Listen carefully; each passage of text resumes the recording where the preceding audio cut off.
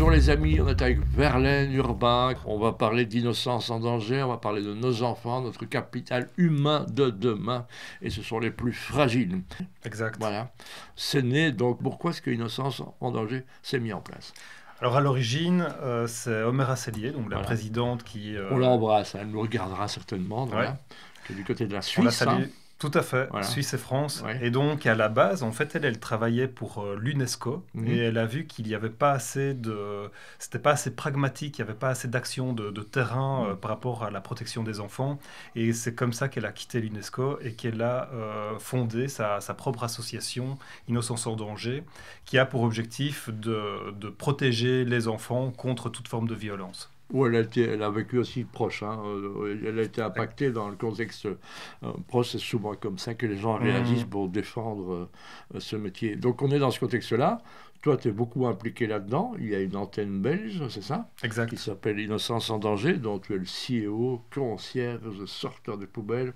Tu es tout seul et tu fais tout. Hein. C'est vrai. Donc voilà, donc vous fonctionnez comment alors? C'est quoi votre rôle en Belgique? Alors donc effectivement, chaque antenne a sa spécificité. Et ici en Belgique, on a commencé en fait avec... donc c'est un sujet un peu compliqué. On a commencé à se spécialiser dans la problématique des violences sexuelles au niveau intrafamilial, en lien direct avec des dysfonctionnements institutionnels qui concernent des placements abusifs. Ah, c'est ça. Donc ça veut dire qu'il y a, on n'est pas assez réactif, c'est ça, quand il y a des problèmes de violence intrafamiliale?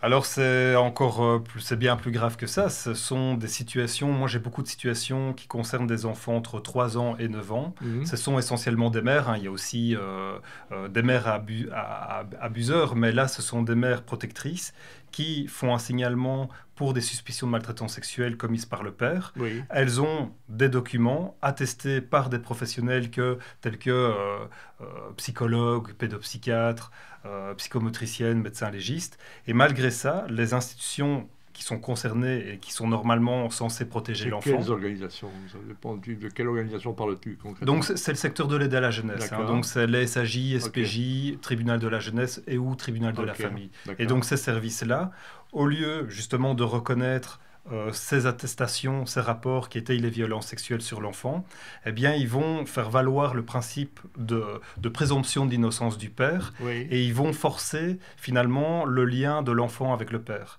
Et dans nos dossiers, je parle bien de nos dossiers, hein, je suis Quand certain... ils forcent, ils encouragent, il n'y a pas de contrainte. Non, si, il y a contrainte. Il y a contrainte, c'est-à-dire que si la mère maintient ses allégations, dans la plupart de nos dossiers, eh bien, elles sont menacées de perdre la garde de leur enfant, et que l'enfant est renvoyé chez le père définitivement. Et donc la mère vit un éloignement de l'enfant. Donc la vérité sort toujours de la bouche des enfants, ça c'est du pipeau. Ça, sauf dans les situations de violence sexuelle sur l'enfant. Donc voilà, et donc un enfant est obligé de condamner son père, par exemple, ou le dénoncer, c'est un peu ça la difficulté, si je te suis bien? En fait, non, c'est plus compliqué que ça. En fait, quand l'enfant, il a par exemple 4 ans dans nos dossiers et qu'il revient chez sa mère et qu'il explique qu'il a été victime, et parfois, eh bien, c'est même, il explique rien du tout. C'est par exemple une psychomotricienne. Oui, ou c'est une psychomotricienne qui suivait l'enfant depuis plus d'1 an, qui explique, voilà, l'enfant, il a dit ceci, cela, et c'est bien trop précis pour qu'il invente tout ça. Et ensuite, il y a un pédopsychiatre qui, par exemple, va confirmer, va valider les comportements de l'enfant. Et donc, normalement, là, on a un faisceau d'indices. Et donc, la Convention internationale des droits de l'enfant exige qu'on utilise le principe de précaution pour protéger l'enfant. Même si on n'est pas certain que c'est le père. Il y a une présomption d'innocence, il doit y avoir une présomption de victime, c'est ça un peu? En fait, ça s'appelle l'intérêt supérieur de l'enfant. Ça veut dire que si on s'est démontré qu'il y a un risque direct et imminent qui compromet l'intégrité psychique ou physique de l'enfant, il faut écarter le danger. Et en l'occurrence, ici, dans nos dossiers, c'est le père le danger. Les gens qui s'occupent des enfants, que ce soit des instituteurs, les gardiens de crèche, ils sont formés à ça, pardon? À pouvoir déceler? Non. Il n'y a pas de formation? Non. Non, c'est affligeant. Hein, c'est affligeant. Donc et je suis bien placé pour le savoir parce que ma femme, qui a quitté le milieu de juridique parce qu'elle était juriste, s'est relancée un site maternel. Elle a suivi les 3 années là à l'instant. Et donc, elle m'a dit, c'est zéro. Donc ça, c'est des choses que vous préconisez. Maintenant, il faut avoir des indices, être à l'écoute, regarder, observer, c'est ça? Sur le volet formatif, il serait essentiel que les futurs instits et enseignants soient formés à la thématique des violences sexuelles. Même chose dans les clubs de sport, même chose dans les mouvements de jeunesse, bien etc. sûr. De pouvoir Bien déceler sûr. quelles Tout à sont fait. les trois choses qu'on peut voir et qui inéluctablement vont faire croire qu'il y a une suspicion Alors, chez les enfants en bas âge, Ouais, ça va être des comportements sexualisés. Ça veut d'accord. dire qu'un Ça veut dire enfant, quoi? ça veut dire qu'un enfant va par exemple répéter des gestes qu'il a Avec vécus, un chien ou une poupée, des choses comme ou ça. avec d'autres enfants dans une D'accord. école maternelle Ok. par exemple. Et donc ça, c'est un signe. Et D'accord. donc, donc normalement, le PMS est censé parvenir à valider ou non si c'est en fait juste l'enfant qui découvre en fait son corps. Et donc là, il n'y a rien à voir et Ouais, puis c'est il y pas a grave. comment faire le discernement entre un jeu et quelque chose qui. Mais à partir du moment où un enfant va mettre son doigt à l'intérieur des parties génitales de sa camarade, là on est à Ça, c'est c'est clair. un Donc, ça, niveau ok, qu'il a dû bon, l'apprendre. voilà. C'est compliqué pour qu'il ait pu élaborer ça psychiquement, puisque l'enfant n'a pas de sexualité à cet âge-là. D'accord. Deuxième signe important, ça c'est le plus violent. L'enfant va confier en fait de lui-même ce qu'il a vécu, et donc l'enfant qui va vivre en fait des violences sexuelles par un prédateur, Oui, eh bien généralement quand il a vécu en fait une violence qui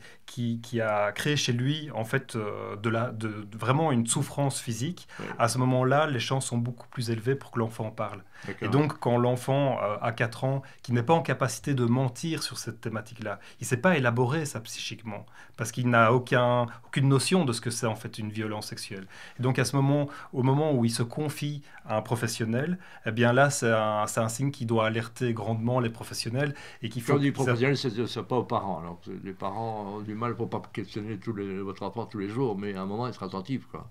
Si Oui, on voit les bien sûr. comportements dans le non-verbal s'expriment aussi, j'imagine.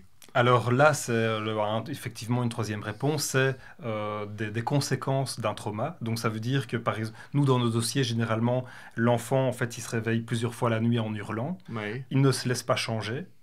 Il peut commencer à avoir de lourds problèmes, par exemple, de constipation, d'accord. etc. C'est Ok, vraiment donc ça, c'est des toute une signes. série, tout à À fait. ce Tout moment-là, à pas fait. de panique, mais soyez Par attentifs. exemple, on a des régressions, des enfants qui ont 5 ans qui ne faisaient plus, c'est de l'énurésie, hein, qui ne faisaient plus à la base pipi dans leur culotte, et bien du jour au lendemain, hop, Paf, ça recommence. Donc voilà, ça, c'est des signes. exact. Il faut avoir un peu de recul pour mieux déceler ça. Je pense aux grands-parents, je pense aux amis, etc. Mais en fait, oui, mais en fait, statistiquement, il y a des études en France qui disent que, donc c'est de Muriel Salmona, elle a Ouais. produit une étude sur 540 anciennes victimes, et on décelait que seuls 12% des victimes avaient parlé. Et donc, sur ces 12%, 92% de ces 12% eh bien, n'ont pas été protégés par les institutions. Et donc, en fait, on est dans une situation où, quand bien même l'enfant parle, eh bien, Il est double même victime. s'il est soutenu par des parents, Il eh est, bien, les institutions ne suivent pas et le remettent en danger. donc il est doublement victime. Ça s'appelle la victimisation secondaire, Ouais, bah, tout à dis fait. donc. Et c'est là-dessus que nous, on travaille et qu'on lutte Voilà, pour c'est ça, améliorer. ça que sert Innocence en danger. Une petite caméra qu'elle a, exprime-toi auprès de gens qui sont justement dans le doute et qui ont été victimes, ou même après. Qu'est-ce qu'Innocence en danger peut faire pour quelqu'un, une gamine de 16, 18, 22, 42 Oui, ans? Voilà. même, en fait, nous, on accompagne essentiellement des mères d'enfants victimes, donc il y a aussi des pères évidemment, mais c'est essentiellement des mères. Et donc, ces mères-là, en fait, voient les droits de leurs enfants et ses propres droits complètement bafoués dans des situations où pourtant elles ont des éléments pour étayer les violences sexuelles sur leur enfant comme par le père. Et donc, nous, dans ces situations-là, on prend en charge ces dossiers, on les analyse, on passe au crible tous les documents et on relève tous les éléments qui démontrent qu'on a bafoué leurs droits. Et on relève aussi les éléments qui étayent les violences sexuelles sur l'enfant. Et ensuite, on travaille avec des avocats qui connaissent cette problématique et qui sont prêts justement à suivre ces mères pour aller plus loin dans des procédures et augmenter les chances, et je dis bien augmenter les chances parce que les dysfonctionnements sont à un tel niveau qu'il n'est pas toujours possible finalement de protéger l'enfant, mais au moins on augmente les chances d'un meilleur accompagnement pour protéger ses enfants. Et on vous accompagne aussi, c'est ça, avec le recul et le doigté et le professionnalisme nécessaire, c'est ça? Exactement. Voilà, ben merci Verlaine Urbain, qu'on retrouvera très vite. Je rappelle, vous pouvez aider Innocence en danger. Dire à un moment, on a besoin de vos dons. Innocence en danger a besoin de vos dons. Donc malheureusement, on ne sait résoudre le problème qu'avec nous-mêmes, hein, comme le dit Einstein. On ne peut pas résoudre le problème avec ceux qui les ont créés. C'est bien dit ça? Exactement.